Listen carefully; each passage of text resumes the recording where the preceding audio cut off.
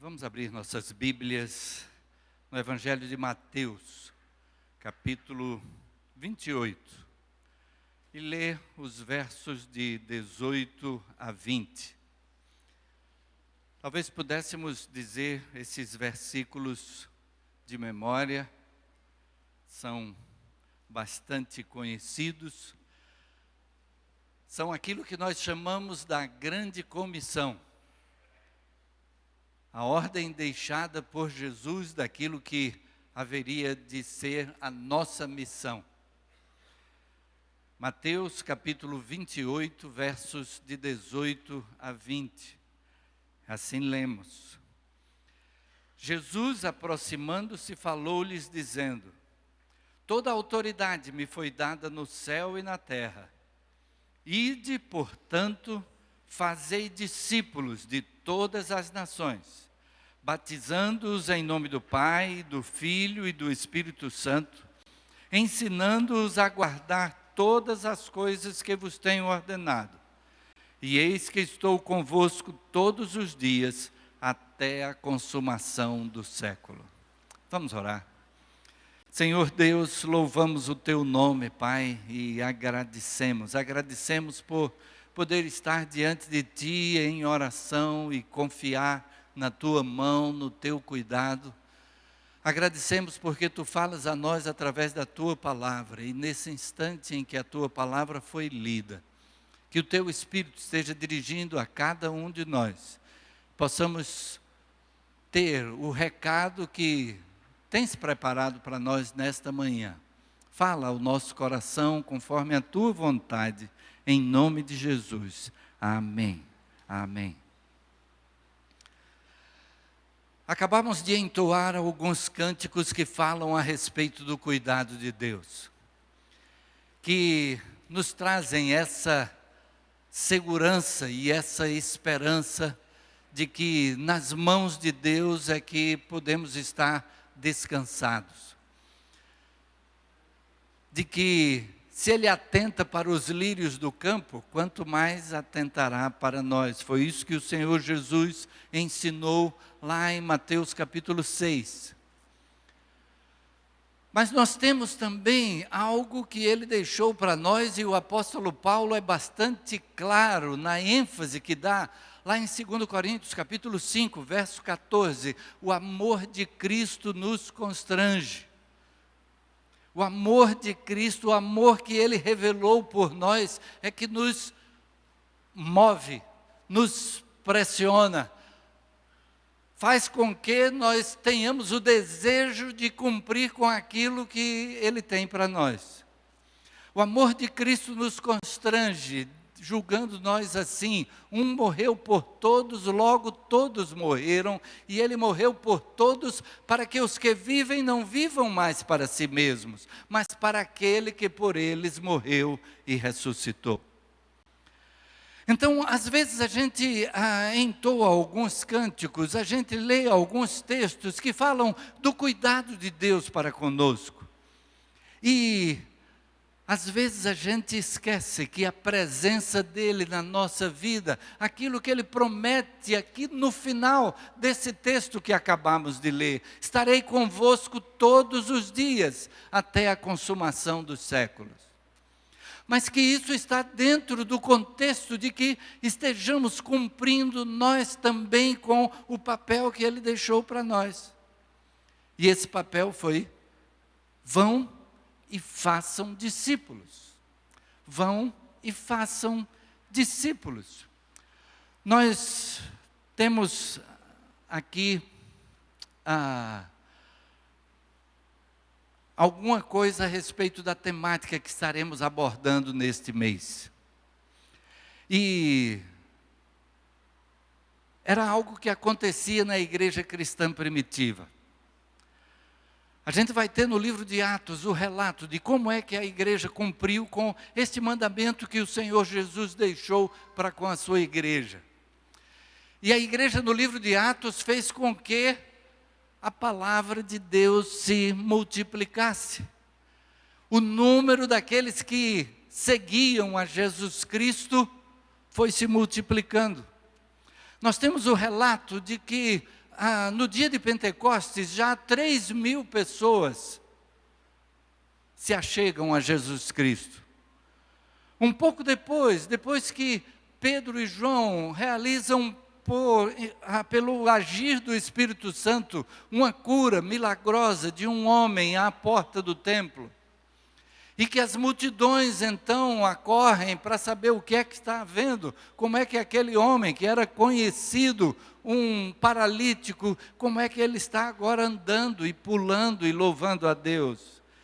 E o texto diz que o número de homens subiu a 5.000. Não sabemos se Lucas, registrando este fato ali no livro de Atos, se ele está dizendo que aquele número que era de 3.000 aumentou para 5.000, ou se 5.000 foram aqueles que se achegaram em função daquele momento. E há o registro de que a palavra de Deus se multiplicava e crescia o número dos que seguiam a Jesus, e muitos dos sacerdotes obedeciam à fé. A palavra de Deus crescia e se multiplicava. A Junta de Missões Nacionais tem trabalhado bastante, com bastante ênfase, o princípio da multiplicação. Porque, à medida que nós fazemos um discípulo, isso significa dizer multiplicação. Porque onde havia um discípulo, que era eu, que era você, passa a haver 2. E na sequência, onde havia 2, passa a haver 4, porque cada um estará fazendo um discípulo. E onde havia 4, passa a haver 8. E a partir de uma pessoa, então, a sequência é de multiplicação, mas parece que muitas vezes a gente deixa essa responsabilidade para outros. De repente a gente pensa, não, tem um irmão fulano que ele é um evangelista nato. Onde ele está pregando o evangelho. É dele essa missão. Ou talvez o pastor da igreja, os pastores, a liderança da igreja. Mas a responsabilidade foi entregue pelo Senhor Jesus a nós. O que fazer, então? E nesses princípios de igreja multiplicadora, o primeiro deles é o princípio da oração. E nós já cantamos a respeito da oração, nós já falamos que podemos estar diante de Deus em oração, tornando conhecido o que vai no nosso coração, e Ele está pronto a trazer o consolo, o conforto, a força, para cada momento que nós atravessamos. Mas a nossa oração é também em função daquilo que desejamos realizar para o Senhor Jesus. Nós temos que, para fazer a vontade de Deus, precisamos estar em comunhão com Ele. O apóstolo Paulo vai dizer, é Ele que realiza o querer e o realizar. Realiza o realizar. É Ele quem opera em nós o querer e o realizar, segundo a sua vontade. Então precisamos estar em comunhão com Ele para conseguirmos fazer aquilo que Ele tem para nós. E essa comunhão com Ele é o propósito dele desde sempre. A gente lembra que quando Deus criou o homem e a mulher, o relato bíblico diz que na viração da tarde, o Senhor descia e colocava-se ao lado daquele primeiro casal, e ali havia comunhão, ali havia o compartilhar, ali havia o ensinamento, ali havia tudo que Deus tinha como propósito para a vida do homem. E o propósito dele continua o mesmo, que estejamos ligados a Ele, para que possamos entender o seu propósito, possamos entender a sua vontade. No domingo passado, quando estivemos meditando e mencionei aquela cura que citei há pouco do homem à porta formosa do templo, houve aquele momento em que Pedro e João tiveram diante de si um homem pedindo uma esmola, mas eles entenderam, pelo agir do Espírito neles, de que aquele era o momento de ser instrumento de Deus para a realização da cura daquele homem. O que é que eles estavam indo fazer no templo? O relato bíblico diz que eles estavam indo para a hora da oração, a nona. A igreja reunia-se todas as tardes, na hora nona, 3 horas da tarde. Às 3 da tarde se reuniam no alpendre chamado de Salomão. A hora da oração. Era já um costume judaico, mas que agora a igreja cristã reunia-se num local específico dentro do templo para a oração, para o crescimento na palavra, para o conhecimento naquilo que os que conviveram com Jesus poderiam passar dos seus ensinamentos. E a igreja estava reunindo-se todos os dias, no templo e nas casas. Deus descia para conversar com Adão e Eva. E a gente tem no relato, desde o Antigo Testamento, de como Deus procurou pessoas e conversou com elas, preparando-as para aquilo que Ele tinha como missão para cada uma. E nós podemos citar diversos nomes, começando por Noé, separado por Deus com uma missão que parecia loucura, mas que Deus, conversando com ele, fez com que Noé pudesse assumir aquela missão com todo o seu empenho e cumprir com essa missão integralmente. Abraão é chamado para sair da sua terra e de que Deus lhe daria uma terra e que faria multiplicar a sua família, e sendo que Abraão tinha 75 anos quando Deus falou com ele.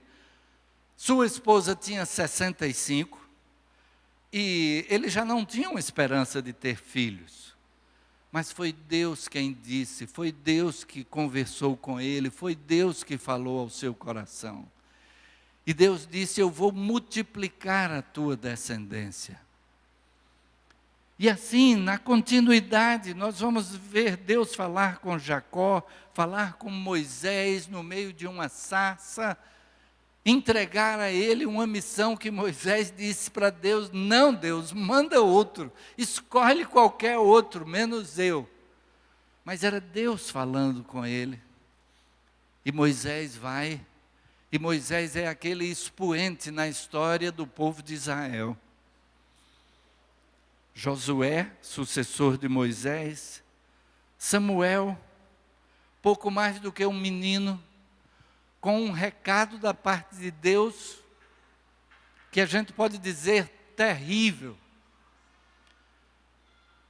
Samuel vivia aos pés do sacerdote Eli, e agora Deus manda através dele um recado de dizer para Eli que Deus haveria de encerrar o seu ministério, de que ele haveria de morrer, que os seus filhos haveriam de morrer também.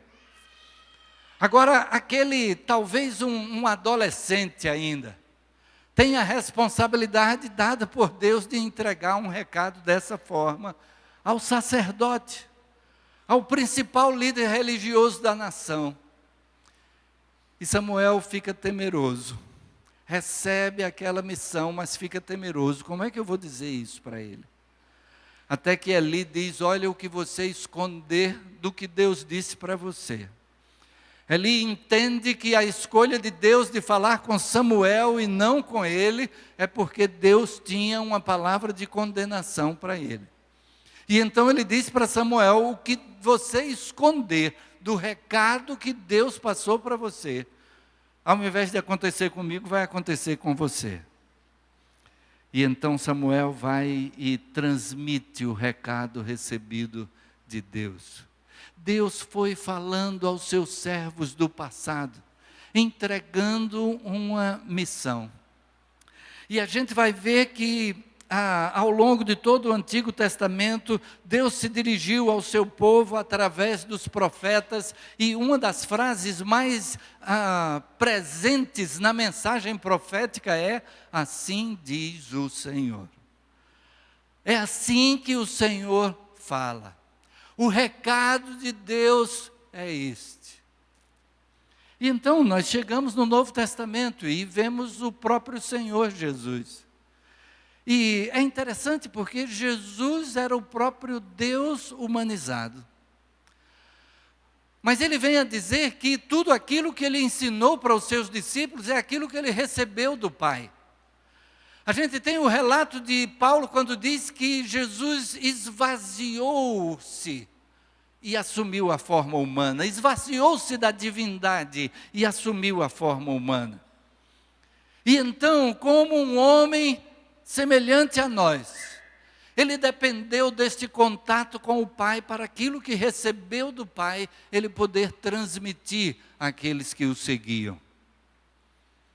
E a gente vê que no começo do seu ministério, no momento do seu batismo, ele é levado pelo Espírito para o deserto. E ali ele passa 40 dias em oração.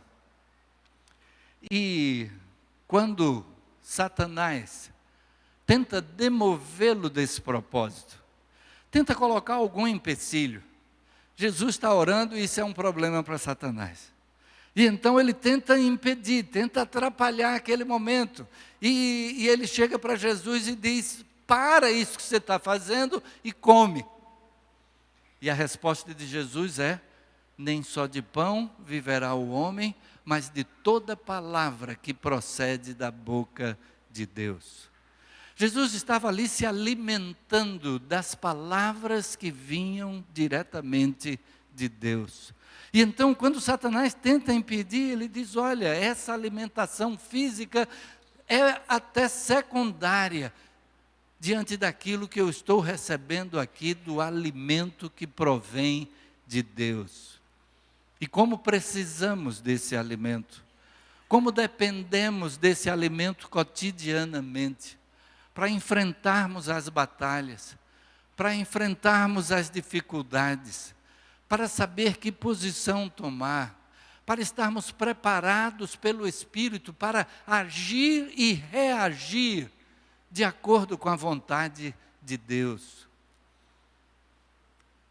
O Senhor Jesus assim o fez. Antes da indicação dos discípulos, o relato de Lucas, capítulo 6, a partir do verso 12, diz que Jesus passou a noite inteira em oração. E então ele desceu do monte onde estava e ele convocou 12 para que estivessem com ele. 12 para que fossem aqueles que estariam aprendendo diretamente com ele, cotidianamente, para que ele os enviasse a pregar. Eles haveriam de dar continuidade à sua missão. Eles haveriam de dar continuidade à propagação da mensagem que era ele próprio.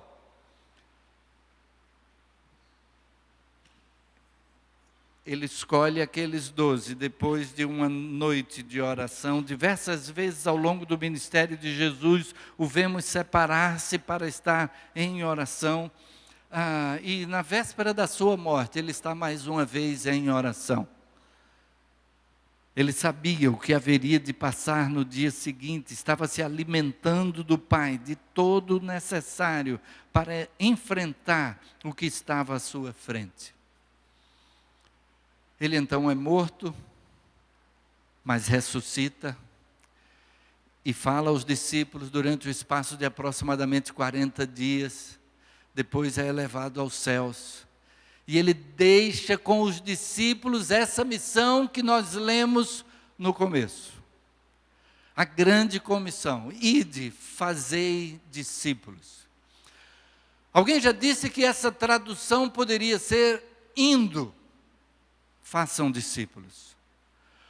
Ou seja, que aonde quer que nós estejamos, à medida que nós caminhamos na nossa vida, à medida que nós desenvolvemos aqueles projetos que fazem parte do transcorrer normal de uma vida, de estudo, de trabalho, de sustento da família, de ensino da família, de lazer, de passeio, de férias, façam discípulos. E a igreja cristã primitiva assim o fez. E nós vamos encontrar a igreja cristã primitiva, Atos 1 vai dizer que no momento em que eles retornam do Monte das Oliveiras, de onde Jesus subiu ao céu, eles retornam para Jerusalém e eles se reúnem naquele cenáculo. Aquele cenáculo que muito provavelmente é o mesmo onde aconteceu a instituição da ceia do Senhor.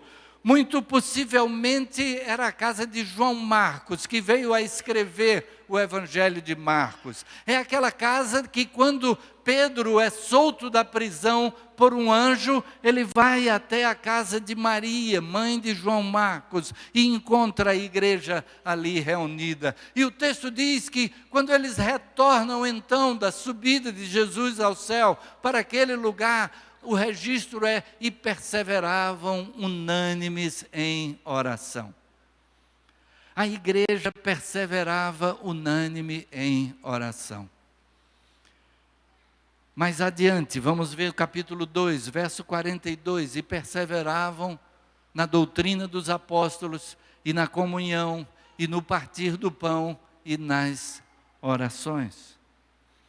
E então a igreja cristã primitiva estava sempre reunida.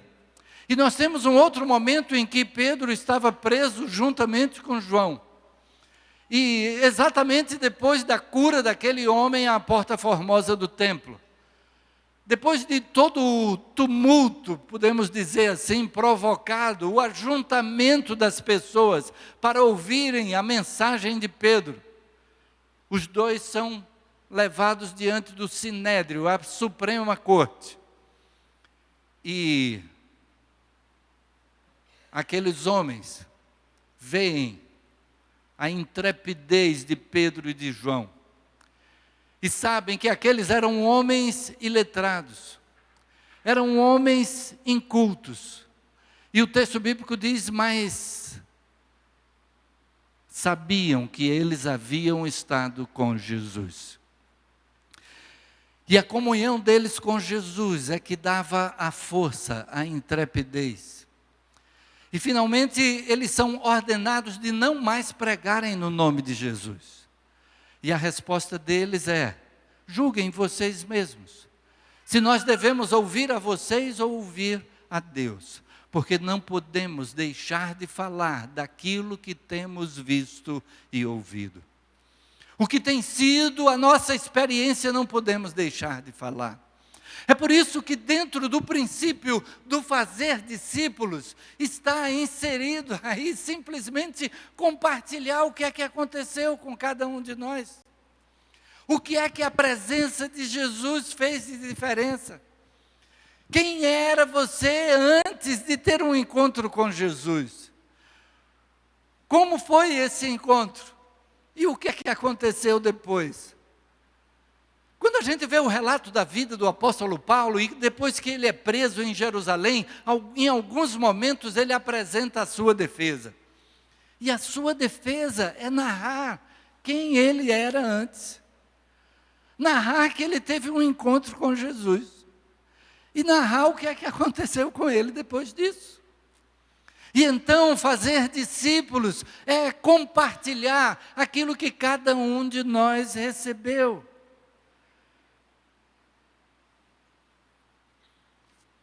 Quando eles estão então diante dessas autoridades e eles dizem: não podemos deixar de falar, as autoridades não têm de que os acusar e liberam. E eles vão ao encontro da igreja, possivelmente naquele mesmo cenáculo. E ao serem recebidos ali na igreja, eles oram. E é interessante notar esta oração. A oração da igreja naquele momento Estava começando ali a perseguição à igreja. Pedro e João são presos por pregarem no nome de Jesus. E qual vai ser a oração da igreja? Talvez a gente pensasse que a oração da igreja naquele momento seria: Senhor, protege-nos dessa perseguição. Senhor, evita que teus servos sejam presos. Mas a oração da igreja naquele instante é: olha para o que eles estão fazendo e dá-nos coragem para pregar com intrepidez a tua palavra. Olha o que eles estão fazendo, aí é contigo. Agora, quanto a nós, dá-nos a coragem para pregar com intrepidez a palavra. Essa é uma oração que todos precisamos fazer. Senhor, eu não sei se eu vou ser perseguido. Senhor, eu não sei se vou ser ouvido. Eu não sei se essa pessoa tem interesse ou não na mensagem do Evangelho. Mas dá-me a coragem para contar o que é que aconteceu comigo. E que isso seja inspiração na vida dessa pessoa. Que essa pessoa possa ver que isso é genuíno na minha vida, é verdadeiro na minha vida. E que essa pessoa possa desfrutar daquilo que nós desfrutamos. A igreja cristã, ela estava em oração para o cumprimento da vontade de Deus. Ela estava em oração para que aquilo que era o necessário, Deus estivesse fazendo. E eu gostaria de voltar à experiência do próprio apóstolo Paulo, porque nós vamos encontrar o apóstolo Paulo escrevendo à igreja de Éfeso, e ele fala da armadura de Deus, e tudo aquilo que compõe essa armadura, cingindo os lombos com a verdade, vestida a couraça da justiça, colocado o capacete da salvação, empunhado o escudo da fé, e a espada do Espírito, que é a palavra de Deus, calçados os pés com a preparação do Evangelho da paz. E aí ele complementa tudo isso dizendo: orando em todo tempo por todos os santos. E aí ele está ensinando aquela igreja. Ele é o apóstolo que plantou muitas igrejas, e há quem diga que a carta que nós temos conhecida como a carta à igreja de Éfeso, fosse uma carta que Paulo enviou para ser uma circular em toda aquela região da Ásia Menor. Ele está ensinando então a todos aqueles que foram resultado da sua proclamação da mensagem. Ele é o líder que está ali à frente de todo aquele rebanho. E a palavra dele, naquela hora, quando ele diz: orem por todos os santos, aí ele acrescenta: e também por mim, para que me seja dada, no abrir da minha boca, a palavra, para com intrepidez fazer conhecido o mistério do Evangelho. Para que eu possa realizar a minha missão, é o que Paulo está dizendo, eu dependo de que vocês estejam em oração por mim. Tudo aquilo que tem sido feito através da minha proclamação tem sido feito como resultado de oração. Tem sido feito porque tanto o próprio apóstolo Paulo estava em oração, como também o pedido dele para as igrejas era: orem por mim, para que no abrir da minha boca me seja dada a palavra, para com intrepidez fazer conhecido o mistério do Evangelho. E isto se aplica a todos nós. Fazer discípulos implica em palavra, implica em ação e implica em oração. É preciso que estejamos em primeiro lugar, conscientes de que nos foi entregue essa responsabilidade. conscientes de que não estaremos sozinhos. O Senhor Jesus é que prometeu aqui: estarei convosco todos os dias até a consumação do século. Que é Ele que opera em nós o querer e o realizar. De que precisamos dar passos de aproximação, passos de compartilhar da nossa experiência com Deus. Mas que tudo isso depende, em primeiro lugar, de oração. Enquanto estivermos pedindo somente por aquilo que são os nossos interesses pessoais, essa obra vai ficar difícil de ser realizada. Enquanto estivermos apenas com aquela relação de pedidos diante de Deus, que diz: Senhor, hoje eu quero te pedir isso, eu preciso de Ti para isso. Enquanto não incluirmos na nossa oração, intencionalmente, com perseverança, como fazia a igreja cristã primitiva, os nomes daquelas pessoas com as quais convivemos e que ainda não conhecem a verdade do Evangelho. Quanta gente à nossa volta, tão próximas de nós, estão pensando ainda que há todo um esforço, um empenho que precisa ser feito para que possam merecer de Deus alguma coisa. E nós sabemos que é a graça de Deus, que é a misericórdia de Deus. Pela graça sois salvos por meio da fé. Isso não vem de vós, é um dom de Deus. Não vem das obras para que ninguém se glorie. Não vem das obras, porque ninguém vai poder chegar no céu e dizer: eu estou aqui porque fiz por onde, eu estou aqui porque mereci. Ninguém. Não vem das obras para que ninguém se glorie. Precisamos ter a consciência, cada pessoa que recebe a Jesus Cristo, é com essa consciência de que nós não podemos fazer nada. O que nós temos diante de Deus é somente dívida.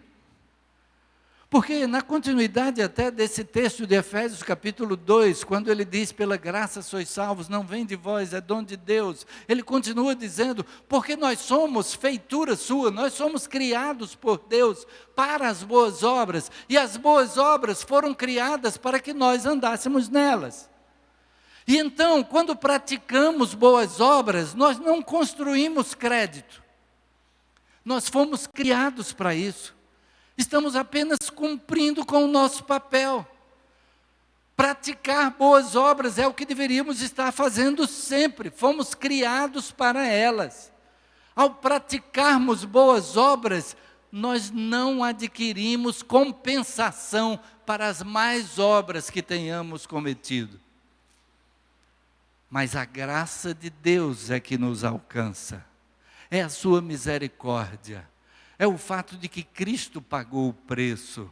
E então, o preço está pago. O que nós precisamos é receber. E receber perdão, salvação, a presença do Espírito em nós.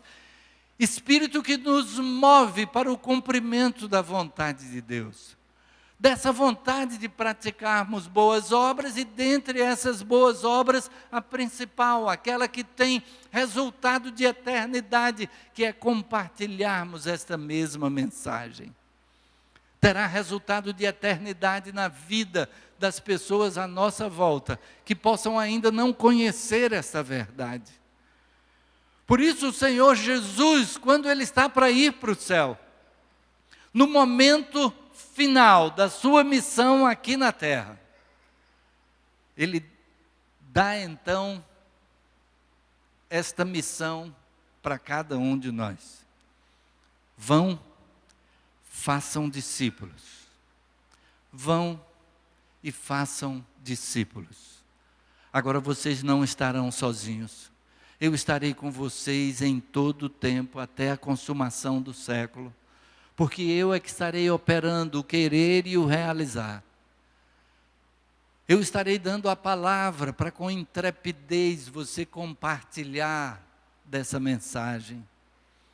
Com sabedoria e Tudo isso como resultado do agir dele em nós. O que ele nos conclama é que estejamos à disposição dele. E para estarmos à disposição dele, precisamos estar em comunhão com ele. Em comunhão, em oração, intercedendo por aquelas pessoas a quem queremos compartilhar o Evangelho, intercedendo por aquelas pessoas que nós nem sabemos, mas que Deus sabe que haveremos de compartilhar o Evangelho com elas, e que de repente Deus vai colocar no nosso caminho, e a gente vai entender que a gente tem um recado para dar para essa pessoa, porque o Espírito vai comunicar no nosso coração, o nosso coração está sensível à voz do Espírito, o nosso coração está afinado com o agir do Espírito, e então a gente vai entender, como Pedro e João entenderam, ali à porta formosa do templo, que era o momento da realização daquela cura. Vamos entender o momento de dar determinada palavra e podermos ser instrumentos de Deus para resultados de eternidade. O Senhor Jesus deixou-nos uma missão, mas Ele está junto. E espera que estejamos juntos com Ele em oração, para que possamos depender cada dia mais dEle. Ele estará suprindo as nossas necessidades. Mencionamos o ensino de Jesus em Mateus capítulo 6, quando Ele fala a respeito das aves do céu, dos lírios do campo, e que o Pai Celestial mantém. Ele cuida de nós. Pedro vai dizer, lançando sobre ele toda a vossa ansiedade, porque ele cuida de vós. Mas ele estará junto também para nos suprir do necessário, para que cumpramos a missão que ele nos deixou. Estarmos em oração. Oração como pressuposto primeiro para a realização da vontade de Deus. Oração na dependência dEle a cada dia, pedindo a direção dEle para todos os passos que venhamos a dar no dia. E estarmos nos colocando como instrumento nas mãos dEle, para a realização daquilo que Ele tenha. Dentro da nossa família, e tivemos o mês de maio aí, toda a ênfase na família e de como temos papéis a serem desenvolvidos, desempenhados, e que precisamos estar em oração para que isso aconteça, para que realizemos o que está a nosso encargo no nosso trabalho, nos nossos estudos, cada passo da nossa vida sendo dirigido por Ele, e aproveitando as oportunidades de compartilhar a respeito dEle com as pessoas à nossa volta. Vão e façam discípulos. Indo, façam discípulos. E estarei convosco todos os dias, até a consumação dos séculos. Amém. Amém.